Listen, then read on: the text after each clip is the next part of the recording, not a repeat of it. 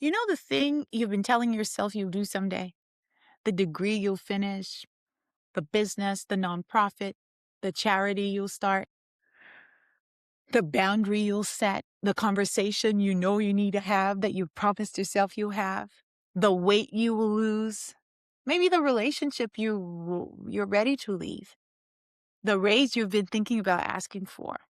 You've been thinking about it, but for a long time. And every time you get close to actually doing it, there's an excuse that rises up. I don't have experience. I'm not ready yet. What will people think? It's too late for me. I don't have the time. I don't have the money. I don't have the credentials. And the excuses just kind of give you permission to stay exactly where you are, to stay safe, stuck, small, to live below your birthright. And that's what I want you to see today. But I want you to see, like, these excuses are not new. I think they're the same 5 excuses Moses gave God when he was standing in the burning bush in his destiny encounter.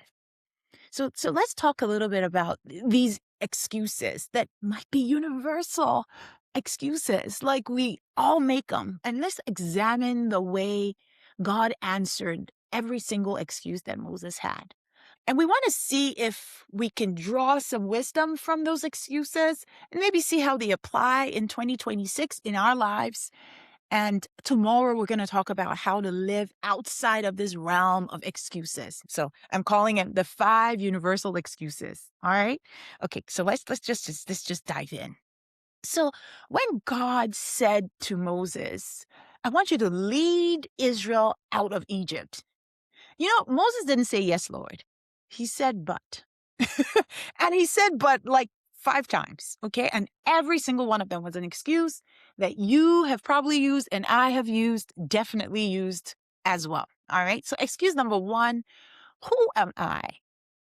Inadequacy. Who am I that you would send me to Pharaoh, this king, right? And Moses is saying, I'm not qualified.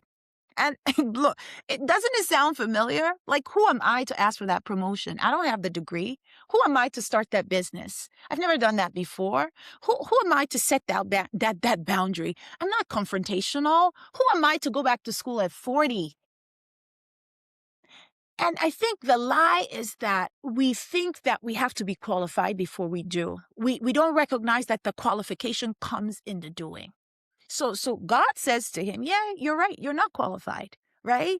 Um, but I'll be with you. And that was like the only credential Moses would need. I will be with you. I will be with you. And I believe like that's the assurance that we have as well. That yes, all of those things are true. All right.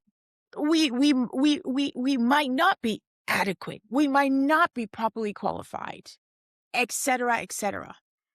But God said to Moses, and I believe he's saying to all of us, but I will be with you. And that is a distinguisher like no other. I will be with you. And that's what you need. Okay. All right. So excuse number 1, the answer was, I will be with you. Who am I to do this? Who am I to confront Pharaoh? Who am I to stand up to this mighty ruler, this supreme ruler? Who am I to do that? Who am I to set up this nonprofit? Who am I to set up this charity? Who am I to convene people?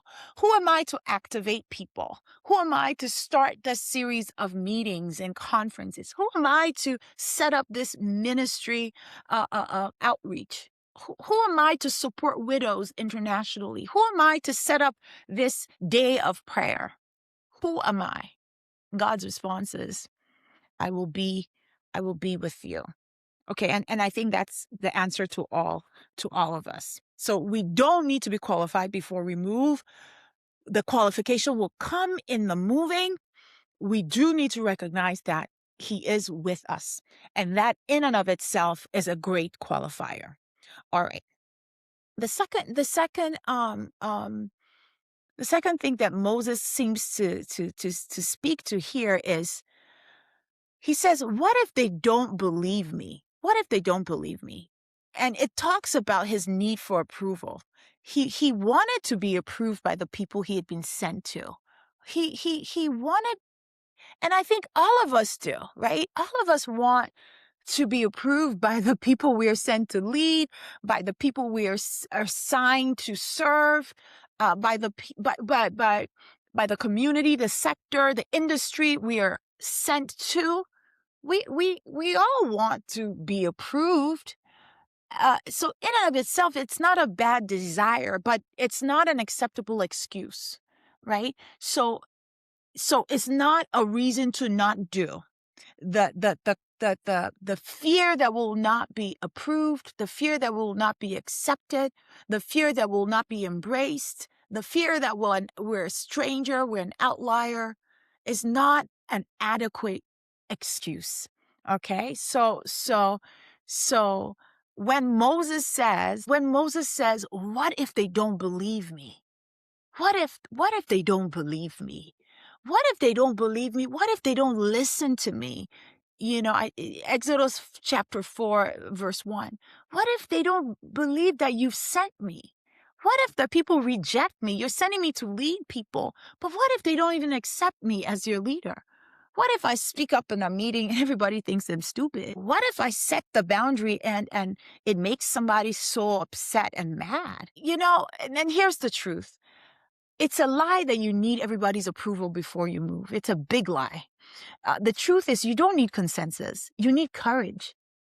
And God gave Moses signs, the staff into a snake, the leprous hand completely healed, but he didn't remove the risk of rejection. And if you follow Moses' story, he was rejected by his people. Okay, so it's not a good excuse. Excuse number 3, I'm not good at this. Moses was like, I've never been eloquent. I stutter. I have a stammer. So I'm not naturally good at speaking. And we could say the same thing. I'm not athletic. I'm shy. I'm not naturally talented. Look, skill is built. Okay? God said to Moses, look, who made your mouth? Who made your mouth? I made your mouth.